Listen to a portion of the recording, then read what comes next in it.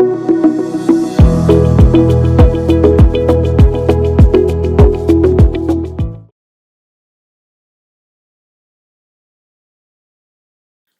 நேரம் யூடியூப் நேயர்கள் அனைவருக்கும் உங்களுடைய வெல்னஸ் குருஜியுடைய அன்பான வணக்கங்கள். ப்ரிவென்ஷன் இஸ் பெட்டர் தேன் கியூர்னு சொல்லுவாங்க இல்லையா? நோய் வருவதற்கு முன்பு நாம் நம்மை ஆரோக்கியப்படுத்தி கொள்ளக்கூடிய வழிமுறைகளை பின்பற்றுவது தான் புத்திசாலித்தனம். விபத்து ஏற்படுவதற்கு முன்பு விபத்து இல்லாமல் இருப்பதற்கான வழிமுறைகளையும் வாழ்வியல் முறைகளையும் கற்றுக்கொள்வது தான் புத்திசாலித்தனம் இல்லையா? இன்னைக்கு உலகமே அச்சுறுத்தி கொண்டிருக்கக்கூடிய நோய் எது? சர்க்கரை நோய், இதய நோய், ஈரல் நோய். இது மட்டும் இல்ல, தீர்க்க முடியாத நோய்களுடைய வகைப்பாட்டியல்ல உள்ள மிகப்பெரிய நோய் எது? புற்றுநோய் இல்லையா? இன்னைக்கு இந்த புற்றுநோய் அப்படிங்கிற ஒரு பெயரை கேட்டாலே நம் எல்லோருக்கும் அதிகமான பயமும், அந்த நோய் யாருக்காவது நம்மை சார்ந்தவர்களுக்கோ அல்லது நம்முடைய உறவினர்களுக்கோ வந்திருக்கிறது அப்படின்னு சொன்னா ஐயோன்னு மனதில் ஏற்படுகின்ற பதபதைப்பும் பரிதாபமும் நம்மில் நிறைய பேரை பயமுறுத்தி கொண்டே இருக்கிறத பார்க்கிறோம். தெரிந்தவர்களுக்கு இந்த நோய் ஏற்படுவது போக தெரியாதவர்களுக்கு இந்த நோய் ஏற்பட்டாலே மனதில் அவ்வளவு வருத்தம் ஏற்பட்டு விடுவதை பார்க்கிறோம். அப்ப இந்த புற்றுநோய் இன்றைக்கு நம் அனைவருக்கும் வரக்கூடிய வாய்ப்புகள் இருக்கிறது அப்படிங்கிறது தான் ஒரு நிதர்சனமான உண்மை. சுவாசிக்கின்ற காற்று, குடிக்கின்ற தண்ணீர், இன்றைக்கு சாப்பிடுகின்ற காய்கறிகள், கீரைகள், பழங்கள், இதுல நிறைய மரபணு மாற்றப்பட்ட விஷயங்கள் இருக்கிறத நம்ம பார்க்கிறோம். நல்லா யோசிச்சு பாருங்களேன். பப்பாளி பழம் எவ்வளவு சின்னதா இருக்கும். இன்னைக்கு பப்பாளி பழத்தோட கனம் என்ன, நிறம் என்ன, சுவை என்ன, விதைகள் இருக்கிறதா இல்லையா? ஒரு காலத்துல ரோம பேரரசு ஒரு நாடு மேல சண்டை போட்டு ஜெயிக்கும் போது, அந்த நாடுகளில் சண்டை போட்டு ஜெயிக்கும் போது அந்த நாடு என்ன கப்பம் கட்டணும்னு கேட்கும்போது, உங்க ஊர்ல விளையிற மாதுளை பழத்தை எனக்கு கப்பமாக கொடுங்கள் அப்படின்னு கேட்டாங்க. அப்போ மாதுளை பழத்துடைய அந்த உயரிய குணம் என்ன அப்படிங்கிறதும், மாதுளை பழம் அவ்வளவு ஆரோக்கியத்திற்கு முக்கியமானதும் இருந்த ஒரு நிலை போய் இன்றைக்கு விதையில்லாத மாதுளம் பழமும் சிறியதாக இருந்த துவர்ப்பு சுவை இருக்கக்கூடிய நாட்டு மாதுளை பழம் போய் தேங்காய் போய் பெரிய மாதுளை பழங்களும் வரும்போது, அந்த உணவுகளை நாம் சாப்பிடும்போது நம்ம உடம்புல அதே போல திசுக்களுடைய வளர்ச்சி புற்றுநோயை உருவாக்கத்தானே செய்யும். நிறைய பேர் யோசிப்பாங்க, அசைவம் சாப்பிட்டால் புற்றுநோய் ஏற்படும் அப்படின்னு. இல்லைங்க, சைவர்கள், அசைவர்கள், இன்றைக்கு வீகன் சொல்லக்கூடிய எந்த வகையான அனிமல்ஸ் இருந்து வரக்கூடிய உணவும் சாப்பிடாதவர்களுக்கு கூட புற்றுநோய் ஏற்படுவதை பார்க்கிறோம். அப்ப புற்றுநோயை குறைக்க நாம் எடுக்க வேண்டிய முயற்சி, தடுக்க எடுக்க வேண்டிய முயற்சி என்ன? 7 நாட்கள் 7 காய்கறிகள். ரொம்ப அழகா சொல்ல பாருங்க. 7 நாட்கள் 7 காய்கறிகள். பொதுவாக தமிழனுக்கு இருக்கக்கூடிய மிகப்பெரிய வரப்பிரசாதம் என்ன தெரியுமா? நீங்க இன்னைக்கு சாப்பிட்ற காய்கறிய திருப்பி சாப்பிடணும், ஒவ்வொரு நாளைக்கு ஒவ்வொரு காய்கறின்னு நீங்க லிஸ்ட் போட்டா கூட திருப்பி சாப்பிட்றதுக்கு 30 நாளைக்கு நமக்கு 30 வகையான காய்கறிகள். நான் தமிழ்நாட்டை இறைவனுடைய சொர்க்க பூமின்னு சொல்லுவேன். எல்லாம் கேரளாவை சொல்லுவாங்க லேண்ட் ஆஃப் காட்னு சொல்லுவாங்க. கிடையவே கிடையாதுங்க. தமிழ்நாடு தான் சொர்க்க பூமி. ஏன் தெரியுமா? அவ்வளவு வெரைட்டியான வெஜிடபிள்ஸை இறைவன் நம்ம ஊர்ல விளைவிக்க கொடுத்துருக்கிறத பார்க்கணும். அப்ப 7 நாட்கள் 7 காய்கறிகள் என்ன சாப்பிட்டா நான் புற்றுநோயை தடுக்க முடியும்? முதல்ல அந்த 7 நாட்கள் 7 காய்கறிகள் என்ன கான்செப்ட்? உடல்ல இருக்கக்கூடிய அமிலத்தன்மை, அதாவது உடல்ல இருக்கக்கூடிய ஃப்ரீ ரேடிக்கல் சார்ந்த அந்த அணுக்கள், கெமிக்கல்ஸ் நம்ம உடம்புல கொஞ்சம் கொஞ்சமாக திசுக்களை பாதித்து நமக்கு ஏற்படுத்தக்கூடிய நோய்களை தான் நம்ம புற்றுநோயின்னு சொல்றோம். அப்ப அந்த ஃப்ரீ ரேடிக்கல்ஸை நம்ம வெளியில அனுப்பணும்னா நமக்கு 2 மூலக்கூறுகள் தேவை. ஒன்று ஆன்டி ஆக்சிடென்ட்ஸ், நேரடியாக நம்ம திசுக்கள்ல போய் உள்ளே இருந்து வேலை செய்து கழிவு நீக்கம் செய்வது போல ஃப்ரீ ரேடிக்கல்ஸை வெளியில அனுப்புறது. 2வது ஆன்டி இன்ஃப்ளமேட்டரி சார்ந்த மூலக்கூறுகளை கொண்டிருக்கக்கூடியது, ஆல்கலைனா இருக்கக்கூடியது. பொதுவாக அமிலம் சார்ந்த ஒரு அமைப்பாக நம்ம உடல் மாறும்போது கிருமிகளும் பூஞ்சைகளும் புற்றுநோயும் நமக்கு ஏற்படும். அதே உடம்பு ஆல்கலைனாக நமக்கு இருக்கும்போது உடம்புக்குள்ள எந்த விதமான நோயும் இருக்காது. ஏன்? திசுக்கள் கூட, புற்றுநோய் திசுக்கள் கூட ஆல்கலைனா இருக்கக்கூடிய என்விரான்மெண்ட்ல சர்வைவே ஆக முடியாது. இதுதான் நிதர்சனமான உண்மை. ஸோ அந்த வகையில நம்ம உடம்பில் இருக்கக்கூடிய நோய்த்தன்மையை குறைத்து உடலை பலப்படுத்தி ஆரோக்கியப்படுத்தணும்னா நம்ம உடம்பை எந்த அளவுக்கு ஆன்டி ஆக்சிடென்ட்டோட ஆல்கலைனோட நம்ம வச்சிருக்கோமோ அவ்வளோ நல்லது இல்லையா?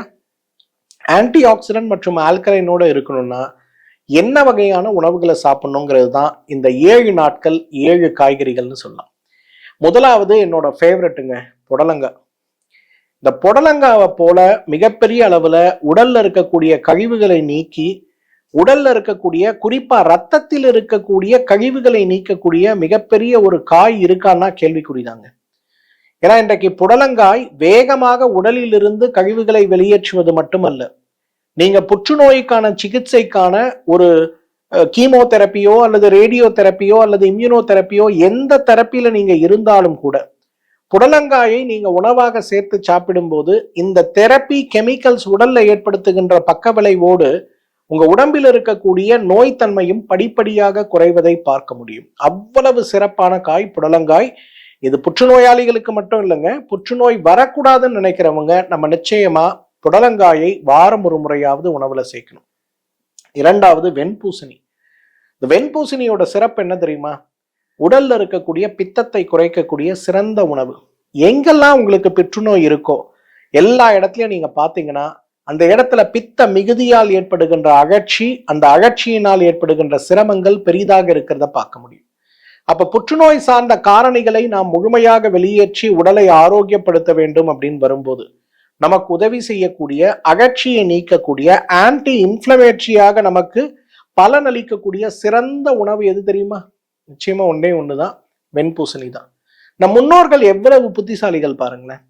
நீங்க குழந்தை பருவத்துல ஒரு கிராமத்துல இருந்திருக்குன்னா உங்களுக்கு தெரியும், புடலங்காய் இல்லாத வாரமே வராது, பூசணிக்காய் இல்லாத சமையலே வராது. பூசணிக்காயும் பருப்பும் போட்டு விருந்தோம்பல்ல கூட மிகப்பெரிய அளவுல திருமணங்கள்ல அந்த காலத்துல பூசணிக்காய், வெண்பூசணி இருக்கிறது நீங்க நிச்சயம் பார்க்க முடியும். மூன்றாவது மஞ்சள் பூசணிங்க, பரங்கிக்காய்ன்னு சொல்லுவோம். இன்னைக்கு பரங்கிக்காய் நம்ம ஊருக்கு மட்டும் சொந்தம் இல்லைங்க. தென் அமெரிக்கா நாடுகள் போனீங்கன்னா மிகப்பெரிய பரங்கிக்காயை வளர்ப்பதுல போட்டி கூட நடக்குங்க. 100 கிலோ எடை இருக்கக்கூடிய பரங்கிக்காய், 200 கிலோ, 700 கிலோ, 1 டன் எடை இருக்கக்கூடிய பரங்கிக்காயெல்லாம் வளர்ப்பாங்க கொலம்பியா நாடுகள்ல. அலாஸ்கா மாநிலம் சொல்லுவோம். அலாஸ்கா மாநிலத்துல என்ன ஒரு வித்தியாசம்னா, நமக்கெல்லாம் இங்க 12 மணி நேரம் சூரிய ஒளி இருக்குன்னா அங்க 16 மணி நேரம் 17 மணி நேரம் சூரிய ஒளி இருக்கும். இங்க ஒரு கத்திரிக்காய் 200 கிராமுக்கு விளையுதுன்னா அதீத சூரிய ஒளியின் காரணமாக அந்த ஊர்ல கத்திரிக்காய் 1.5 கிலோ வளர்றத பார்க்க முடியும். இயற்கையாகவே, ஜெனட்டிக்கலி மாடிஃபைடு கிடையாது.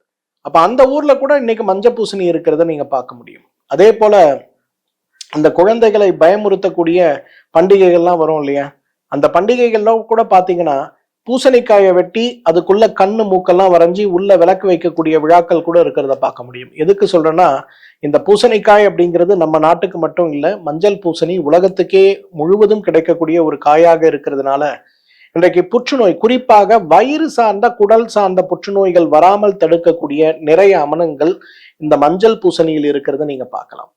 மஞ்சள் பூசணியை விட சிறந்த வகையில நம் உடலை ஆரோக்கியப்படுத்த வேண்டும் அப்படின்னு குடலை ஆரோக்கியப்படுத்தக்கூடிய உணவும் ப்ரீபயாட்டிக் ப்ரோபயாட்டிக் ஏதாவது இருக்குன்னா கேள்வி. பொதுவா நம்ம சொல்லுவோம் அரசாணிக்காய்ன்னு தான் அதுக்கு பேரே. இந்த அரசாணிக்காய் சாப்பிட்டா குடல் இறக்கம் சரியாகுங்கிறது நமக்கு தெரியும். அரசாணிக்காயை குறைந்தது வாரம் ஒரு முறை நான் சாப்பிட்டாலே நம்ம உடம்புல அவ்வளவு பெரிய மாற்றம் ஏற்பட்டு விடுவதை நம்ம பார்க்க முடியும். நான்காவது, இன்றைக்கு நம்ம ஊரை சார்ந்த ஒரு காய்கறியாக இல்லாமல் போனாலும் கூட இன்றைக்கு மிகப்பெரிய அளவில் நமக்கு உதவி செய்யக்கூடிய, குறிப்பாக எலும்பு சார்ந்த ரத்தம் சார்ந்த புற்றுநோய் வராமல் தடுக்கக்கூடிய சக்தி கேரட்டுக்கு உண்டு. ஒரு கேரட்டை எடுத்து நன்றாக துருவி அந்த கேரட்டை கொஞ்சம் மோர்ல போட்டு கலந்து நாம் சாப்பிடுகின்ற ஒரு வழக்கம் நாம் வைத்துக் கொள்ளும் போது மிகப்பெரிய அளவுல உடலுடைய ஆரோக்கியம் மேம்பட்டு விடுவதை நாம் பார்க்க முடியும். கேரட்டை விட சிறப்பாக இன்றைக்கு புற்றுநோயை தடுக்கக்கூடிய ஒரு சுலபமான உணவு இருக்கா? கேள்விக்குறிதானே. நிச்சயமா கேரட் சாப்பிடுங்க, மிகப்பெரிய ஒரு நல்ல மாற்றம் இருக்கிறத பார்க்கலாம். ஐந்தாவது, முட்டைகோசு, காலிஃப்ளவர், பிராக்கோலின்னு சொல்லக்கூடிய இந்த வகையான உணவுகள். இந்த முட்டைகோசு, காலிஃப்ளவர், பிராக்கோலி இந்த உணவுகள்லாம் பூச்சி மருந்து இடப்பட்டு உடலுக்கு பாதிப்பை ஏற்படுத்துதே தவிர பூச்சி மருந்து இடாமல் ஆர்கானிக்காக செய்யக்கூடிய இந்த முட்டைகோசு, காலிஃப்ளவர்லாம் சிறந்த உணவுகள்ங்க. வாரம் ஒரு முறை நீங்க முட்டைகோஸ்லாம் சாப்பிட்டீங்கன்னா நீங்க சக்கரை நோயை பத்தி 1% கூட கவலைப்பட வேண்டாம். வாரம் ஒரு முறை நீங்க முட்டைகோசை சாப்பிட்டீங்கன்னா உங்க வயிறே இருக்காது, தொப்பையே இல்லாம இருக்கிறத பார்க்க முடியும். வாரம் ஒரு முறை காலிஃப்ளவரை வழக்கமா செய்யற மாதிரி எண்ணெயில போட்டு பொறிச்சு வதக்கி அதை கெடுத்து சாப்பிடாம வேக வைத்த உணவாக கடலை பருப்பு, காலிஃப்ளவர் சார்ந்த கூட்டு வகைகளையாக சாப்பிடுங்க. உங்களுக்கு வசதி இருக்கும் கிடைக்கும்னா ஆர்கானிக்கா தயாரிக்கப்பட்ட பிரக்கோலி உணவுகளை தினசரி சாப்பிட முடியுமான்னு பாருங்க. இதெல்லாம் நம்ம செஞ்சோம்னா நமக்கு பெரிய மாற்றம் உடல்ல ஏற்படும். நிச்சயமாக ஆன்டி ஆக்சிடென்ட் சத்துக்கள் கூடும், ஆல்கலைன் சத்துக்கள் குறையும், பெரிய மாற்றம் இருக்கிறத பார்க்கலாம். 6வது நம்ம நாட்டு வகை தாவரங்க கத்திரிக்காய். பொதுவா கத்திரிக்காய் சூடு சாப்பிடக்கூடாதுன்னு சொல்லுவாங்க. இல்லைங்க, கத்திரிக்காவுக்கு விஷமுறிவு குணம் உண்டு அப்படிங்கிறது நம்மில் நிறைய பேருக்கு தெரியாது.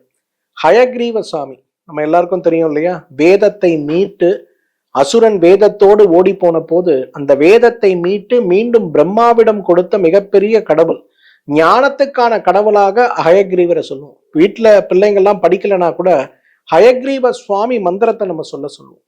அந்த ஹயக்ரீவருக்கு ஒரு முறை விஷம் கொடுக்கப்பட்டதாம். விஷம் கொடுத்து அவருடைய உடம்பெல்லாம் நீல நிறமாக மாறி போச்சு. அப்போ ஒரு முனிவர், ஒரு ரிஷி ஹயக்ரீவருடைய விஷத்தை குறைக்க கத்திரிக்காயை சுட்டு அவருக்கு கொடுத்தாராம். அந்த கத்திரிக்காய் சாப்பிட்ட உடனே ஹயக்ரீவருடைய விஷத்தன்மை குறைந்து போய் அவர் சரியானார் அப்படிங்கிறது புராணம். யோசிச்சு பாருங்க, இன்றைக்கு ஏன் நம்ம உடம்புல புற்றுநோய் ஏற்படுது? அதீத விஷத்தன்மையால தானே. உடல் ஜீரணிக்க முடியாத, உடல் கழிவாக வெளியேற்ற முடியாத இருக்கக்கூடிய ஒரு கழிவு உடலுக்குள் இருந்து உடலை உருவாக்கக்கூடிய நோய்க்குத்தான் புற்றுநோயின் பேர். அப்ப ஹயக்ரீவர் உடல்ல இருந்த விஷத்தை நீக்கக்கூடிய அளவுக்கு சக்தி வாய்ந்த கத்திரிக்காய் ஏன் புற்றுநோயை தடுக்க நமக்கு உதவி செய்யாது? குறைந்தது வாரம் ஒரு முறை கத்திரிக்காயை உணவாக பயன்படுத்த முடியுமான்னு பாருங்க. 7வது நம்ம எல்லாருக்கும் பிடிச்சது, அதிகமாக நம்முடைய தமிழ் உணவில் இருக்கக்கூடிய மற்றொரு காய் எது? அவரைக்காய். சீனி அவரைக்கான்னு சொல்லக்கூடிய அவரைக்காய். இந்த அவரைக்காய்க்கு இருக்கக்கூடிய குணம் என்ன தெரியுமா? காய்கறி வகைகள்லேயே தண்ணீரில் கரையக்கூடிய நார்ச்சத்து இருக்கக்கூடிய சில காய்கள்ல அவரைக்காய் ஒன்று. அவரைக்காய் எடுத்து நன்றாக வெட்டி அதை நன்றாக வதக்கி எடுக்கக்கூடிய அவரைக்காயை காலை ஒரு வேளை, மாலை ஒரு வேளை, உணவுக்கு முன்பு அப்படிங்கிற மாதிரி சாப்பிட ஆரம்பிச்சோம்னா, உணவோடு சேர்த்து சாப்பிட சொல்லல, உணவுக்கு முன்பு ஸ்நாக்ஸாவே சாப்பிட்டோம்னா அவ்வளவு அழகாக உடல் எடை குறையறத பார்க்க முடியும். சக்கரை நோயாளிகள்லாம் உங்க சுகர் குறையணும்னா, சார் ரைஸை கட் பண்ண முடியாது சார், ஆனா எனக்கு ரைஸும் வேணும், நல்லாவும் இருக்கணும், எப்படி பண்றது? ஒரு கப்பு ரைஸ் எடுத்தீங்கன்னா 3 கப்பு அவரைக்காய் சாப்பிடுங்க, உங்களோட சுகர் ரொம்ப வேகமா கண்ட்ரோல் ஆகிறத பார்க்க முடியும். சர்க்கரை நோயை, உடல் பருமனை குறைக்க மட்டும் இல்ல, குடல்ல இருக்கக்கூடிய கழிவுகளை வெளியேற்றி உடலை ஆரோக்கியப்படுத்த அவரைக்காய் மிகச்சிறந்த ஒரு உணவுன்னு சொல்லலாம். பாருங்களேன், 7 காய். இந்த 7 காயில நமக்கு கிடைக்காது ஏதாவது இருக்கா? புடலங்காய் நமக்கு கிடைக்கும், வெண்பூசணி நமக்கு கிடைக்கும், மஞ்சள் பூசணி நமக்கு கிடைக்கும். இன்னைக்கு நம்ம சொல்லக்கூடிய முட்டைக்கோசு, காலிஃபிளவர், அதே போல பிராக்கோலி வகை தாவரங்கள் நமக்கு கிடைக்கும். கேரட் நமக்கு கிடைக்காம இருக்குமா? நிச்சயமா கிடைக்குது இல்ல. கத்திரிக்காய் கிடைக்கும், அதை விட சிறப்பாக அவரைக்காய் கிடைக்கும். வருடத்தின் 365 நாட்களுமே இந்த காய்கறிகள் நமக்கு கிடைக்கும் போது, இந்த காய்கறிகளை உணவாக சாப்பிடுகின்ற ஒரு பழக்க மாற்றத்தை மட்டும் நாம் கொண்டு வந்தால் போதாதா? அப்ப நீங்க காய்கறிகளை சாப்பிடுங்க. இந்த காய்கறிகள் கூடவே என்ன பண்ணுங்க, வழக்கமாக சாப்பிடுகின்ற கீரைகளையும் பழ வகைகளையும் உங்களால் சேர்த்துக்கொள்ள முடியும்னா, இதை ஒரு பழக்கமாக, ஒரு கலாச்சாரமாக, ஒரு வாழ்வியல் மாற்றமாக உங்களால் பின்பற்ற முடியும்னா, புற்றுநோயற்ற ஆரோக்கியமான பெருவாழ்வு சாத்தியமான விஷயம்தான். இந்த வீடியோவை ஷேர் பண்ணுங்க. இந்த காய்கறி சார்ந்த கேள்விகள் ஏதாவது இருக்குன்னா கமெண்ட் செக்ஷன்ல கேளுங்க. எனக்கு நேரம் இருக்கும்போது நிச்சயமா நான் பதில் சொல்றேன். மீண்டும் சந்திப்போம். நன்றி, வணக்கம்.